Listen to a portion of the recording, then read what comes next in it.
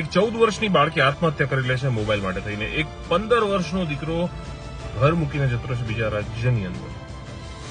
પણ છેવટે ઘરનું ડિસ્પ્યુટ જ હોય છે આની અંદર. અને ક્યાંક ને ક્યાંક આ બધાની પાછળ સોશિયલ મીડિયા જવાબદાર છે, અને ખાસ કરીને ઓનલાઈન ગેમિંગ. અને એનાથી પણ વધુ વાત કરવા જઈએ તો જે ફોટોગ્રાફ્સ અને તમારા અંગત પળો મારેલા વિડીયોઝની ધમકીઓ આપવામાં આવે, તમારા અંગત પળોના ફોટોગ્રાફ્સ એમની પાસે હોય, તમને બ્લેકમેલ કરે, એવી વાતો. આ બધું જ જોવા જઈએ તો સોશિયલ મીડિયાનો જેટલો સદુપયોગ થવો જોઈએ એથી વધારે દુરુપયોગ થઈ રહ્યો છે. અને છતાંય આપણે આવી બધી બાબતોને આપણે સિરિયસલી લેતા નથી. ન્યૂડ વિડીયો કોલની વાત કરીએ તો મને 17 વર્ષનું એક બાળક ફસાઈ જાય છે આ બાબતમાં, આ ન્યૂડ વિડીયો કોલમાં. એને બરાબરથી સમજાવી અને કાઉન્સેલિંગ કરી અને એને એ ટેન્શનમાંથી મુક્ત